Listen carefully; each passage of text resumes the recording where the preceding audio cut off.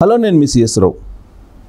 తెలుగు రాష్ట్రాల రాజకీయాల్లో జూన్ 1వ తారీఖున 6:30 తర్వాత కేకే అనేది ఒక బ్రాండ్.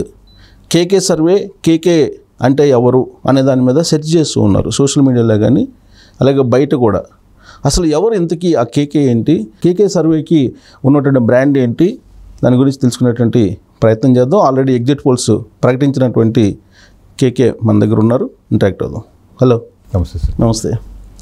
సో ఇప్పుడు ఎగ్జిట్ పోల్స్ అయితే అనౌన్స్ చేశారు. అంటే కూడా మనం ఎగ్జిట్ పోల్లో చెప్తాం సార్, ఎగ్జిట్ పోల్లో చెప్తాం అని చెప్పి మనం డిస్కస్ చేసాం. అవును, ఎగ్జిట్ పోల్ ప్రకటించిన తర్వాత ఇంటర్వ్యూకి అడిగాను, వచ్చారు. Thank you. ప్లస్ ఒకటి ఏంటంటే, మీరు ఎగ్జిట్ పోల్స్ ప్రకటించిన తర్వాత మీ గురించి అసలు ఎవరు ఈ కేకే, ఇతని క్వాలిఫికేషన్ ఏంటి అనేది నన్నే అడుగుతున్నారు చాలామంది. ఏంటి బ్రీఫ్గా మీ బయోడేటా ఏంటి? అంటే పెద్ద ఇనిషియల్లీ నేను బీటెక్ చేశాను సార్. 2005 కంప్లీట్ చేసాము.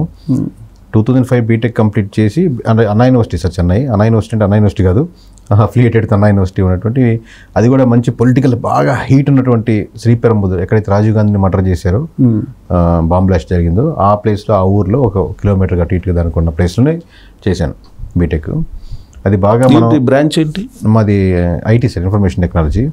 అది బాగా కష్టపడి బాగా మన టార్గెట్గా చదవడం వల్ల 4 సంవత్సరాలు కంప్లీట్ చేయాల్సింది 5 సంవత్సరాలు పట్టింది సార్. సో అలా ఓవరాల్గా అది కంప్లీట్ చేసాం. ఎప్పుడు పాస్ అవుట్, ఎప్పుడు ఏ బ్యాచ్? 2005 సార్. 5.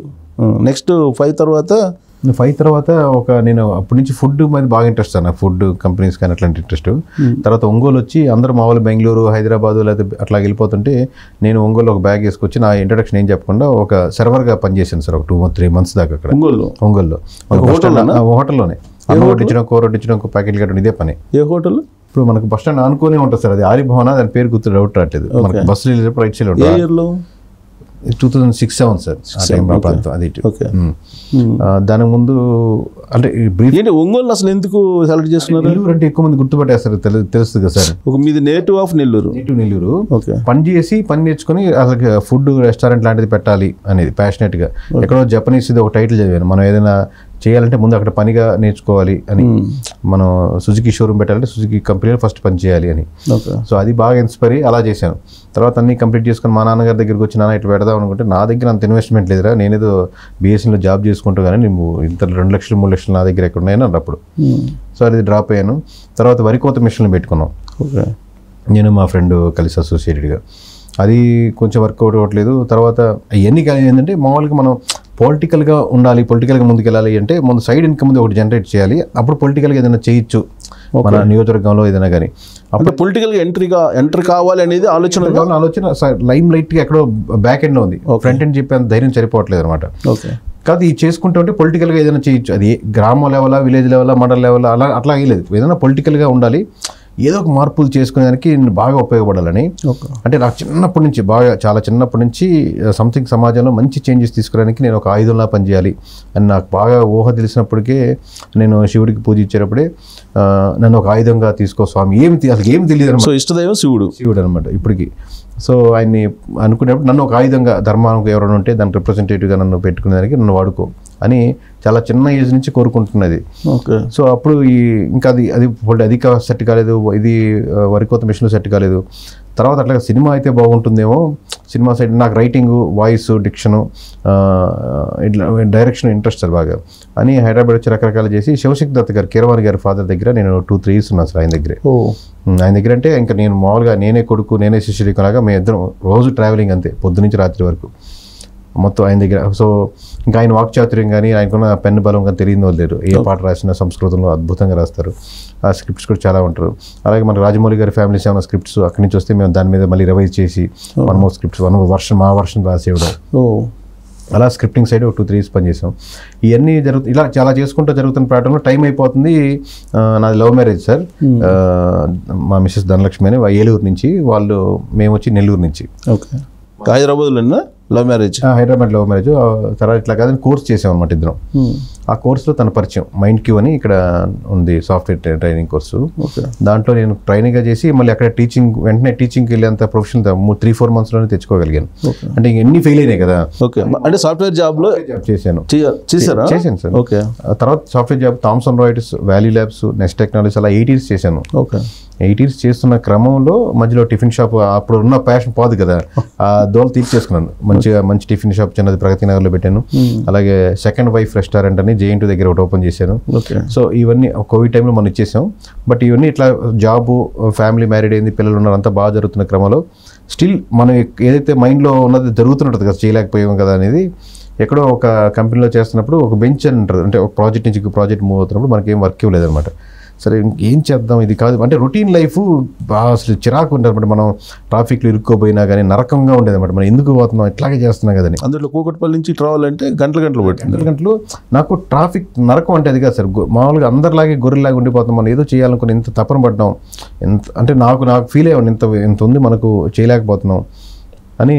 దాంట్లో ఆలోచనగా వచ్చింది సర్వీస్ అయితే మధ్యలో ఉంటుందేమో, అటు ఎమ్మెల్యేస్ని వాళ్ళు కనుక్కోవచ్చు, ఇటు ప్రజలతో కూడా కనెక్టెడ్గా ఉండి మధ్యలో ఉండి అసలు నిజంగా ప్రజలు ఏం కోరుకుంటున్నారు, ప్రజల సమస్యలు ఏంటి తెలుసుకోవచ్చు, దీన్ని రిపోర్ట్ చేస్తూ మనం కూడా ఎన్ చేయొచ్చు అని అనుకున్నాను. అంటే మీకు వచ్చిన ఆలోచన ఎవరు సలహా ఇచ్చింది కదా, నాకు వచ్చిన ఓన్గా థాట్. సరే అది ముందు దాన్ని స్టడీ చేయాలి కదా, అసలు సెఫాలజీ అంటే ఏంది, అసలు ఎమోషన్ ఎలా కన్వర్ట్ చేస్తాను, కొన్ని పుస్తకాలు డౌన్లోడ్ చేసుకోవడం, PDF డాక్యుమెంట్స్ స్టడీ చేసుకోవడం. దీంట్లో రెఫరెన్స్గా ఎవరు లేరు, ఎవరి దగ్గరికి వెళ్ళి సరే ఎలా సర్వే చేస్తారని ఏం లేదు. నా ఓన్ మెథడాలజీ, నా ఓన్ అల్గారిథమ్స్ మేము బిల్డ్ చేసుకొని ఫస్ట్ టైం ఎవరైనా కలుద్దామని, సరే ఒక నియోజకవర్గం ఎంచుకుందామని, మీకు తెలిసే ఉంటుంది సార్, మనకు లచ్చన్న గారి మనవరాలు గౌతు శిరీష. ఓకే. వాళ్ళ ఫాదర్ పేరు ఏం పేరు సార్? గౌతు లచ్చన్న కదా. గౌతు లచ్చన్న గారి మనవరాలు ఇవి. ఓకే. వాళ్ళ ఫాదర్ ఉన్నారు కదా, శిరీష గారి ఫాదర్. సో ఆయనకి పలాస నియోజకవర్గం. ఓకే. సో ఆయనకి ఫోన్ చేశాను ఫస్ట్, పెద్ద ఆయన. అప్పుడు తిరుపతిలో కూడా ఏదో పోస్ట్ ఇచ్చినారు అప్పుడు 2014లో గెలిచాక. ఓకే. ఆయన ఫోన్ చేస్తే నేను చూసుకోవట్లేదండి, ఇప్పుడు అల్లుడు గారు చూసుకుంటున్నారు, మొత్తం అమ్మాయి కూడా వైజాగ్లో ఉంది ఇది అన్నారు. సో నేను ఒక రిపోర్ట్ లాంటి తయారు చేసుకొని పలాస నియోజకవర్గం ఏంటి, పలాస సమస్యలు ఏంటి, అటు జీడీ సమస్యలు అంటే మొత్తం ఆన్లైన్లోనే డేటా అంతా. నేను ఎక్కడ ఈ శాంప్లింగ్ అలా కాదు చేస్తామని ఇన్పుట్కి వెళ్తున్నాం అనమాట. ఓకే. సో ఈ డేటా మా దగ్గరికి ఉంది, ఇలా చేసుకుని ప్రెజెంటేషన్ లాగా ఇచ్చాం. సో ఆయన్ని కలిసి సరే ఈ విధంగా ప్రెజెంటేషన్ సార్ ఇది మీరు ఇలా చేసుకుంటే, మీరు వర్క్ చేసుకుంటే 2019లో గెలవచ్చు అని ఇనిషియల్గా ఫస్ట్ ప్రెజెంటేషన్ ఆయనకి ఇచ్చాం అనమాట, వాళ్ళ హస్బెండ్కి. సరే గౌత్ ఆయన చాలా బాగా ఇంప్రెస్ అయ్యి, మీరు ఇక్కడే ఉండండి కంప్లీట్గా, శిరీష వాళ్ళ హస్బెండ్. సో మీరు ఇక్కడే ఉండండి, శిరీష మేడం వర్క్ చేయండి, కంప్లీట్గా ఓవరాల్గా ఈ ఎలక్షన్స్ వరకు ఉండండి అన్నారు. బట్ నేను ఒక దగ్గర లాక్ అవ్వడానికి ఇష్టపడే క్యాండిడేట్ కాదు. సో ఫ్రీ సోల్ అనమాట కంప్లీట్గా. బట్ నాకు ఇచ్చిన హ్యాపీనెస్ ఏంటంటే, అరే మనకు ఏమీ తెలియదు, జీరో ఒక ఏదో స్టడీ చేసిందని, అటువంటిది ఒక ఎమ్మెల్యేకి ప్రజెంట్ చేస్తే, ఎమ్మెల్యే క్యాండిడేట్గా ప్రజెంట్ చేస్తే వాళ్ళు ఇంప్రెస్ అయిపోయి మీరు కంప్లీట్గా మాతో పాటు వర్క్ చేయండి, మీరు ఎంత అమౌంట్ కావాలన్నా ఇస్తాము అన్న తీసుకొచ్చారంటే సంథింగ్ ఇస్ మనలో ఉంది అన్నదే కదా అని. దీన్ని ఒక దగ్గర లాక్ అయిపోకూడదు ఇది అని అలా స్టార్ట్ చేసుకుంటూ వచ్చాను సార్. అది తర్వాత చాలా 2-3 months చాలా విగ్రస్గా బాధపడిన సంఘటనలు, అంటే ఎవరు చూసినా చేస్తున్నాం. ఏ ఇయర్లో ఇది? 2018 ఆ ప్రాంతం సార్, ఇంకా 1 year ఎలక్షన్స్ ముందర. ఓకే. 19 ఎలక్షన్స్ ముందు 18లో ప్రాంతం. గోల్డ్ ఉంది, అప్పుడు రిజైన్ చేసి వచ్చేసాను. అప్పుడు రిజైన్ చేసినప్పుడు కూడా నాకు 1 lakh పైన టేక్ హోమ్ ఉండేది, వాళ్ళకి ఎనఫ్ అద్భుతంగా ఉండేది అనమాట. ఇద్దరు జాబ్స్ కాబట్టి మాకు ఎటువంటి ఇబ్బందులు లేవు. ఓకే. బట్ ఇప్పుడైతే రిజైన్ చేసి వచ్చామో ఇక ఈ హౌస్ EMIలు కట్టాల్సిన బాధ్యతలు పెరిగిపోతున్నాయి. తర్వాత టైట్ అయిపోతుంటే మా మిసెస్ గోల్డ్ లోన్ పెట్టి మళ్ళీ ఆ 5 lakhs ఇచ్చి మీరు కంటిన్యూ చేయండి, ఆపేస్తే డల్ అయిపోతాను, ఇంట్లో ఫేస్గా ఉన్నారని చెప్పి మళ్ళీ చేయండి అని చెప్పి మళ్ళీ వెనక్కి వచ్చాం. మళ్ళీ గోదావరి జిల్లా చేసి ఎందుకులే మనం ఒక వీడియో చేద్దాం, మనం ఏం చెప్పాలనుకుంటున్నాం అని 2-3 వీడియోలు చేస్తే అవి lakhs of వ్యూవర్షిప్ వచ్చేసారు. అంటే భలే మాట్లాడుతున్నారు, సబ్జెక్ట్ బాగుంది అని చెప్పి. దాని తర్వాత ఒకసారిగా యూటర్న్ లాగా ఏ ఎమ్మెల్యే గారి దగ్గరికి వెళ్ళినా మీరు వీడియో చూసారండి బాగున్నారని చెప్పి ఒక రెస్పెక్ట్ పెరిగింది అనమాట. ఒకప్పుడు మనం వెయిట్ చేసి ఒక వీడియో టర్న్ చేసేసింది 2-3 వీడియోలు. ఓకే. అంటే చెప్పే విధానం గోదావరి జిల్లాలో ఎలా ఉంటుందని, ఓట్ బ్యాంకింగ్ ఎలా ఉంటుంది, ఇలా చెప్పుకుంటూ వచ్చాం అనమాట. అప్పటికి కొన్ని చిన్న శాంపుల్స్ చేస్తున్నా చాలా తక్కువగా ఉండేది. ఇప్పుడు డైరెక్ట్గా ఎమ్మెల్యే కాంటాక్ట్ అవ్వడం కానీ ఎవరికైనా కానీ రీచ్ అయింది అనమాట. వెంటనే మాకు 1 month తర్వాత అర్థమైపోయింది అంటే మనం 170 నియోజకవర్గాలు చేయాలరా బాబు. అంటే ప్రజలు అటెన్షన్ డ్రా అయిపోయింది. ఇప్పుడు తక్కువ శాంపుల్సా ఎక్కువ శాంపుల్సా, అవుట్ సోర్సింగ్ నుంచి కొనుక్కుంటామా, వేరే రిపోర్టు, ఏదో ఒకటి మనం వెరిఫై చేసి రిపోర్ట్ మీరు ఇచ్చారు సార్ బట్ అని చెప్పి గుడ్డిగా ఇది నమ్మకుండా మేము మళ్ళీ రీవెరిఫై చేసుకొని అలా 175 నియోజకవర్గాలు ప్రజెంట్ చేసి దాని 175 చేయాలంటే కనుక మీకు పెద్ద ఎత్తున స్టాఫ్ కావాలి, ఇన్ఫ్రాస్ట్రక్చర్ కావాలి, ఇవన్నీ కావాలి కదా. అప్పటికే మీరు ఫైనాన్షియల్గా కొంచెం ఇబ్బంది పడుతుందని చెప్పారు. అంటే ఆ టైంకి ఫైనాన్షియల్ నేను చెప్పే టైంకి ఫైనాన్షియల్ ఒక 6-7 ఆర్డర్లు వచ్చాయి అనుకోండి సార్. 6-7 ఆర్డర్లతో ఇంకో 10 నియోజకవర్గాలు 15 నియోజకవర్గాలు మనం ఎక్స్ట్రా తక్కువ శాంపుల్స్ తెప్పించుకోవచ్చు. లేదా ఇంకొకరితో అసోసియేట్ చేసి నా దగ్గర రిపోర్ట్ నీకు ఇస్తాను రాబాబు, నీ దగ్గర ఉన్న రిపోర్ట్ నాకు డేటా మనం షేర్ చేసుకుందాం ఇన్ఫర్మేషన్ అని చెప్పి ఒక వేరే టీంతో సపోర్ట్ చేయడం. అంటే ఒక ప్యాటర్న్ లేదు సార్, బిజీగా అంటే ఉన్న డబ్బులతో ఎట్ట పడితే చేస్తాం, ఎట్లా చేసామో తెలియదు అన్నట్టు. అసలు ఇప్పుడున్న అల్గరిథమ్స్ లాగా ఇంత సోఫిస్టికేటెడ్ సాఫ్ట్వేర్స్ కానీ ఇంత టీమ్ కానీ శాలరీస్ ఇవ్వడం కానీ వాళ్ళకి ఎవరికి ఈ నెల శాలరీస్ ఎక్స్పెక్ట్ చేయొద్దు అన్ని చేసిన కూడా రోజులు ఉన్నాయి. రిపోర్టే ముఖ్యం మనకు. సో అవి ఇంటర్వ్యూస్ ప్లస్ వేరే ఛానల్స్ అసోసియేట్ అవ్వడం, మనతో మీరు ఇంటర్వ్యూస్ చేయండి అని చెప్పి మాట్లాడడం, అవి లక్షల్లో రీచ్ పెరిగింది సార్. మామూలుగా మీకు చెప్పాలంటే ఆ ఛానల్స్ ఏదైతే ఉన్నాయో అప్పుడు ఇనిషియల్గా చాలా చిన్న ఛానల్స్గా ఉన్నది. ఎప్పుడైతే కేకే సర్వీస్ ఇంటర్వ్యూ అయినా పొలిటికల్ లైన్లో బాగా ఎదిగిపోయినాయి కూడా ఆ ఛానల్స్. నేను ఎదిగాను, వాళ్ళు ఎదిగారు. YouTube channels. ఆ తర్వాత 175 చెప్పాలనుకున్నప్పుడు ఫైనల్గా కూర్చొని అంతా నెంబర్ వేస్తే అది 140 దాటేసి 150 దాకా కనపడుతుంది వైఎస్ఆర్సీపీకి. ఇప్పుడు వైఎస్ఆర్సీపీకి ఎన్ని గెలుస్తుందంటే మామూలు ఎవరైనా పక్కన మన క్లోజ్ అసోసియేట్ మాట్లాడితే 150 అంటే మనం పిచ్చోడే అనుకున్నారు. ఎట్లా 150 అంటే మనకు ఎమోషన్, నాకు భయం వేస్తుంది. 150 కనపడుతుంది అసలు పూర్తిగా మనం ఏం రాంగ్గా ఒక్కొక్క నియోజకవర్గం చూసుకుంటే అది కూడా ఫస్ట్ టైం. అంటే మన మీద 100 డౌట్లు వస్తాయి. మేబీ మనం రాంగ్ ఏమో, మనం సర్వే చేయడం రాదేమో, రకరకాలేమో. ఏ నియోజకవర్గం ఇంటర్వ్యూలు కాన్ఫిడెంట్గా చెప్తున్నాం.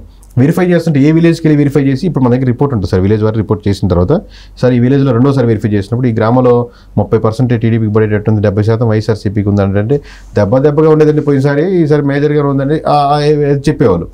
మళ్ళీ ఇంకొంచెం నెలల తర్వాత వెరిఫై చేస్తే అలాగే ఉండేది. సో ప్యాటర్న్ ఎలాగ చేసినా అంటే పెద్ద పెద్ద మినిస్టర్లు ఎమ్మెల్యేలు ఓడిపోతున్నారు, అది ఇంటర్వ్యూలో చెప్తున్నాను కానీ భయంగా ఉండేది 151 అని.